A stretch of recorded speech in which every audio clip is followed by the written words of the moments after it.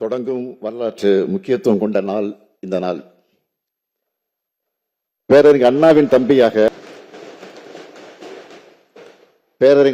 தம்பியாக தலைவர் கலைஞரின் உடன்பிறப்பாக ஒன்றிய மாநில உறவுகள் குறித்த உயர்நலக் குழுவின் அறிக்கையின் முதல் பகுதியை இம்மாமன்றத்தில் வைக்க இருக்கிறோம்.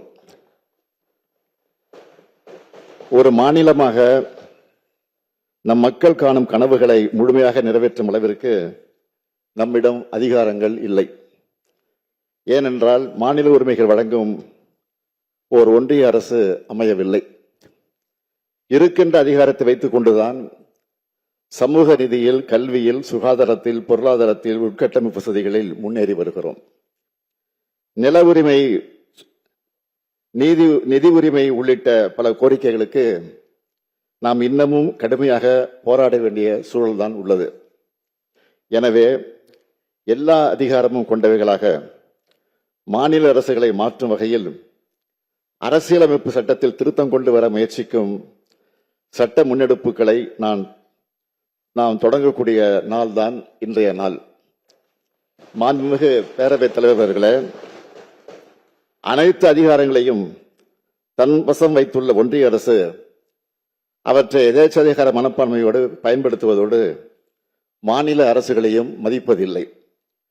எல்லாவற்றுக்கும் மாநில அரசுகள் ஒன்றிய அரசின் தயவை எதிர்பார்த்து காத்து கிடக்கின்றன. இன்னும் எத்தனை காலத்துக்குத்தான் அவர்கள் கொடுக்கும் இடத்தில் நாம் வாங்கும் இடத்தில் இருப்பது? இந்த நிலை மாற வேண்டும். இந்த பிரச்சனைகளுக்கு தீர்வு காண வேண்டும் என்ற நம்முடைய நோக்கத்துக்கான விடைதான் ஒன்றிய மாநில உறவுகள் குறித்த உயர்நிலை குழுவின் அறிக்கை. சுருக்கமாக சொன்னால், பூனைக்கு மணி கட்டியிருக்கிறோம். அனைத்து மாநிலங்களும் சுயாட்சியை பெற்றவையாக இருக்க வேண்டும். அனைத்து மாநிலங்களும் இணைந்து நடத்தும் கூட்டாட்சி அரசாக ஒன்றிய அரசு செயல்பட வேண்டும் என்ற நம்முடைய இந்த கொள்கைதான் மற்ற மாநிலங்களின் உள்ளத்துக்குள் இருக்கும், வெளியில் சொல்ல முடியாமல் தவிக்கும் கொள்கையாக இருக்கும்.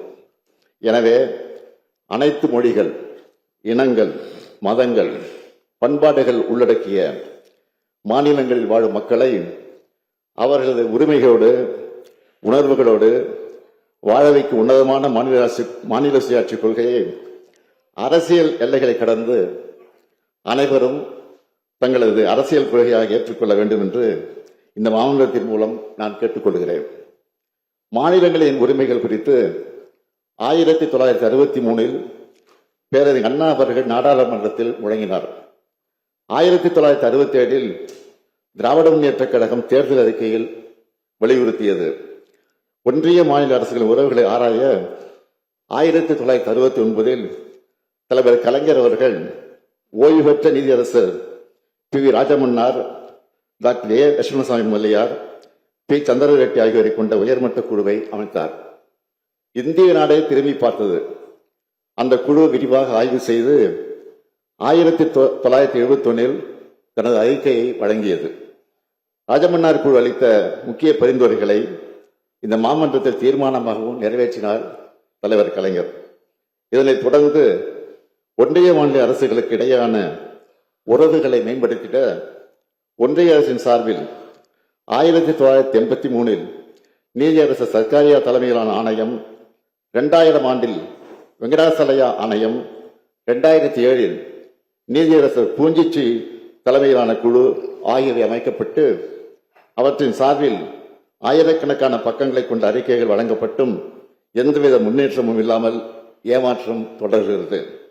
இன்னும் சொன்னால், மாநில அரசின் பட்டியலில் உள்ள முக்கிய ஆதாரங்களை கூட அடுத்தடுத்து ஒத்திசைவு பட்டியலுக்கு படைமாற்றம் செய்யும் இன்றைய ஒன்றிய அரசால் விரைவாக மேற்கொள்ளப்பட்டு வருகின்றன. மாநிலங்களின் உரிமைகளை ஒவ்வொன்றாக பறிக்கப்பட்டு மாநில மக்களின் அடிப்படை உரிமைகளையே ஒன்றிய அரசிடம் பெற வேண்டிய இக்கட்டான நிலையில் இருக்கிறோம்.